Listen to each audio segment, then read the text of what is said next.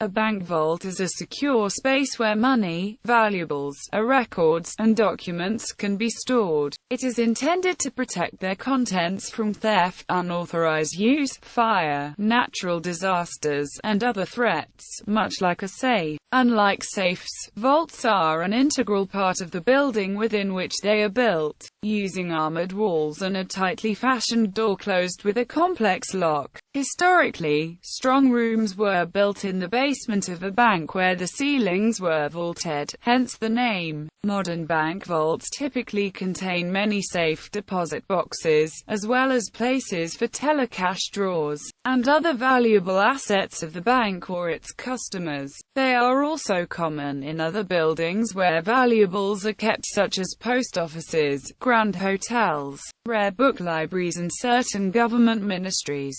Vault technology developed in a type of arms race with bank robbers. As burglars came up with new ways to break into vaults, vault makers found innovative ways to foil them. Modern vaults may be armed with a wide array of alarms and anti-theft devices. Some 19th and early 20th century vaults were built so well that today they are almost impossible to destroy. These older vaults were typically made with steel-reinforced concrete. The walls were usually at least 1 foot thick, and the door itself was typically 3.5 feet thick.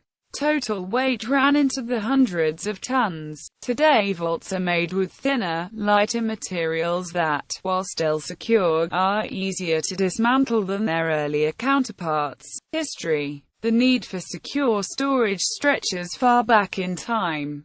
The earliest known locks were made by the Egyptians. Ancient Romans used a more sophisticated locking system, called warded locks. Warded locks had special notches and grooves that made picking them more difficult. Lock technology advanced independently in ancient India, Russia, and China, where the combination lock is thought to have originated. In the United States, most banks relied on small iron safes fitted with a key lock up until the middle of the 19th century. After the gold rush of 1849, unsuccessful prospectors turned to robbing banks. The prospectors would often break into the bank using a pickaxe and hammer. The safe was usually small enough that the thief could get it out a window, and take it to a secluded spot to break it open. Banks demanded more protection, and safe makers responded by designing larger, heavier safes. Safes with a key lock were still vulnerable through the keyhole, and bank robbers soon learned to blast off the door by pouring explosives in this opening.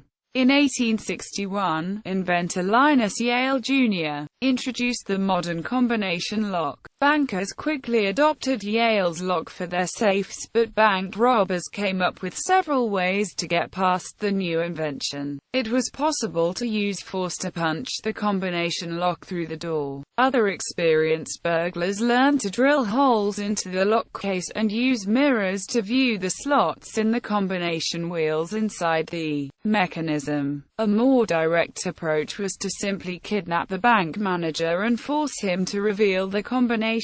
After the inventions of the combination lock, James Sargent, an employee of Yale, developed the theft-proof lock. Quote, "This was a combination lock that worked on a timer. The vault or safe door could only be opened after a set number of hours had passed. Thus a kidnapped bank employee could not open the lock in the middle of the night, even under force." Time locks became widespread at banks in the 1870s. This reduced the kidnappings, but set bank robbers to work again at prying or blasting open vaults. Thieves developed tools for forcing open a tiny crack between the vault door and frame. As the crack widened, the thieves levered the door opener, poured in gunpowder, and blasted it off. Vault makers responded with a series of stair-stepped grooves in the door frame so the door could not be levered open. But these grooves proved ideal for a new weapon, liquid nitroglycerin. Professional bank robbers learned to boil dynamite in a kettle of water and skim the nitroglycerin off the top. They could drip this volatile liquid into the door grooves and destroy the door. Vault makers subsequently redesigned their doors so they closed with a thick, smooth, tapered plug. The plug fits so tightly that there was no room for the nitroglycerin. By the 1920s, most banks avoided using safes and instead turned to gigantic, heavy vaults with walls and doors several feet thick. These were meant to withstand not only robbers but also angry mobs and natural disasters. Despite the new security measures, these vaults were still vulnerable to yet another new invention, the cutting torch.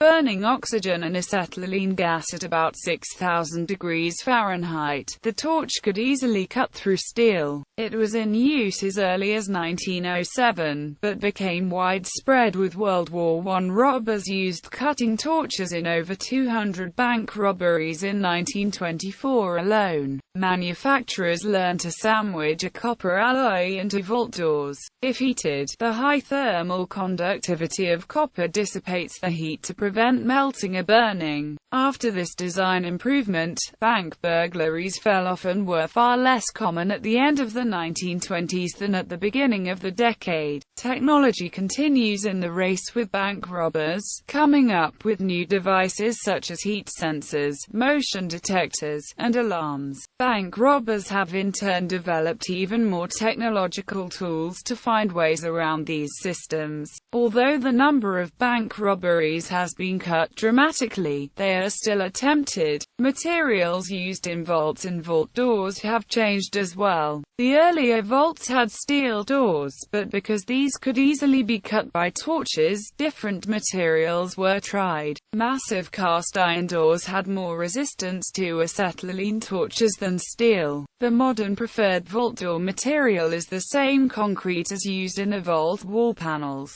It is usually clad in steel for cosmetic reasons. Design. Bank vaults are built as custom orders. The vault is usually the first aspect of a new bank building to be designed and built. The manufacturing process begins with the design of the vault, and the rest of the bank is built around it. The vault manufacturer consults with the customer to determine factors such as the total vault size, desired shape, and location of the door. After the customer signs off on the design, the manufacturer configures the equipment to make the vault panels and door. The customer usually orders the vault to be delivered and installed. That is, the vault manufacturer not only makes the vault parts, but brings the parts to the construction site and puts them together. Bank vaults are typically made with steel-reinforced concrete.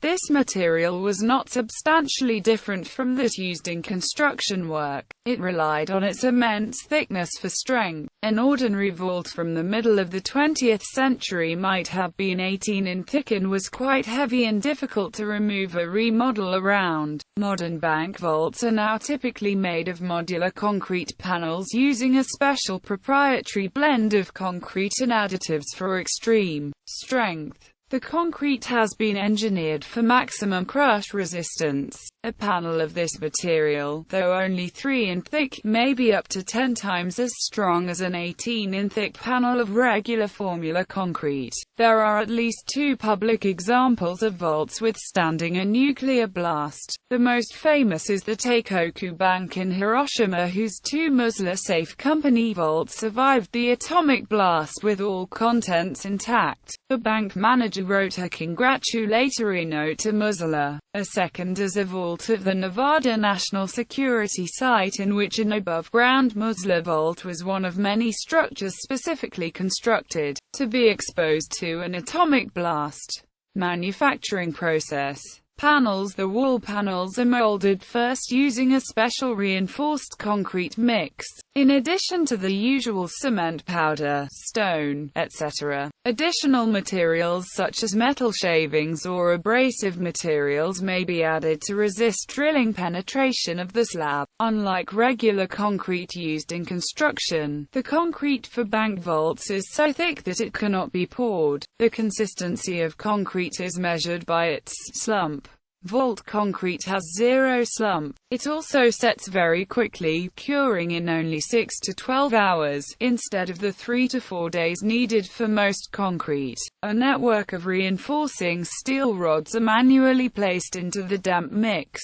The molds are vibrated for several hours. The vibration settles the material and eliminates air pockets.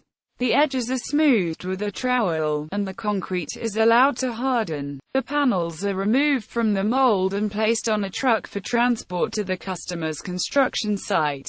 Door. The vault door is also molded of special concrete used to make the panels, but it can be made in several ways. The door mold differs from the panel molds because there is a hole for the lock and the door will be clad in stainless steel. Some manufacturers use the steel cladding as the mold and pour the concrete directly into it. Other manufacturers use a regular mold and screw the steel on after the panel is dry. Round vault doors were popular in the early 20th century and are iconic images for a bank's high security. They fell out of favor due to manufacturing complexities, maintenance issues and cost, but a few examples are still available. A day gate is a second door inside the main vault door frame used for limited vault protection while the main door is open. It is often made of open metal mesh or glass and is intended to keep a casual visitor out rather than to provide true security. Lock. A vault door, much like the smaller burglary safe door, is secured with numerous massive metal bolts extending from the door into the surrounding frame.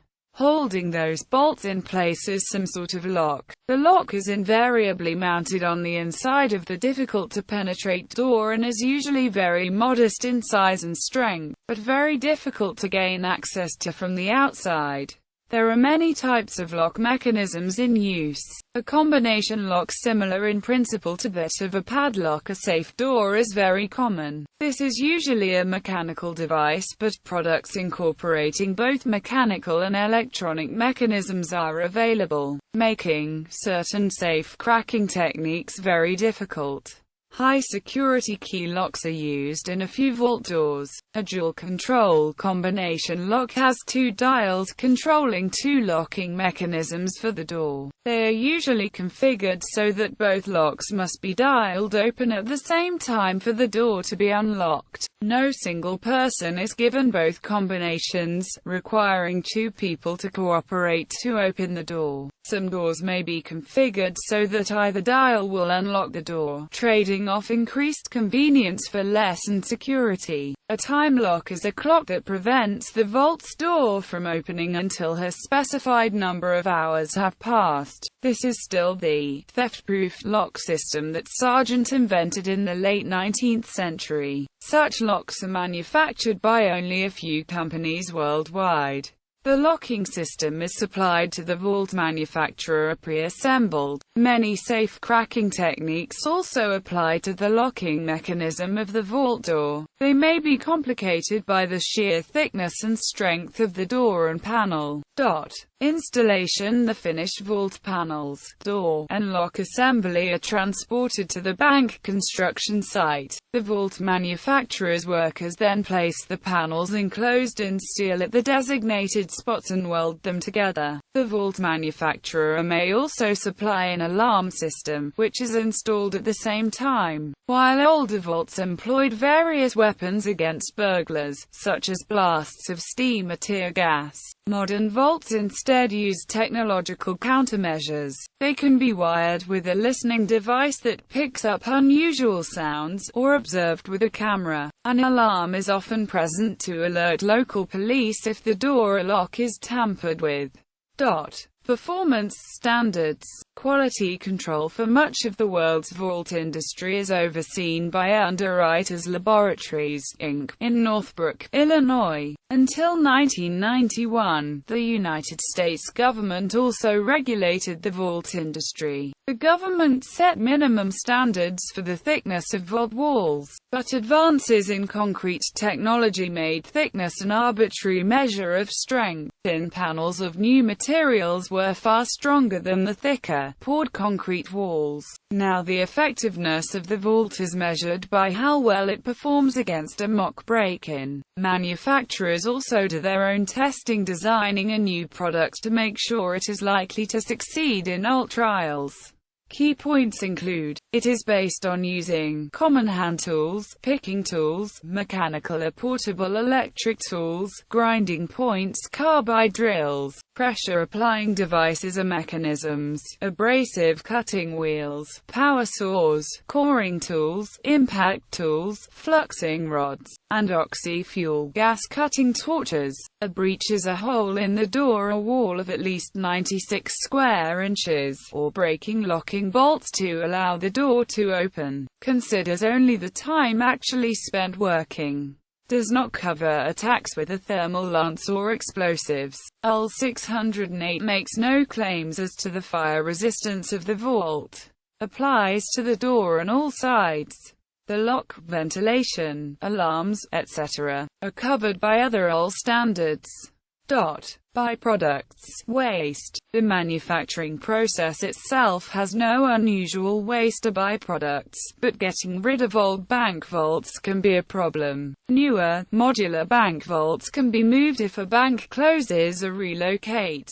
They can also be enlarged if the bank's needs change. Older bank vaults are quite difficult to demolish. If an old bank building is to be renovated for another use, in most cases a specialty contractor has to be called in to demolish the vault. A vault's demolition requires massive wrecking equipment and may take months of work at a large expense. At least one company in the United States refurbishes old vault doors that are then resold. In some cases, the new owner of a former bank building will opt to use the vault. There are cases where, for example, a bank building was renovated into a pub, which then used the vault as a secure storeroom for its liquor supply. Future bank vault technology changed rapidly in the 1980s and 1990s with the development of improved concrete material. Bank burglaries are also no longer the substantial problem they were in the late 19th century up through the 1930s,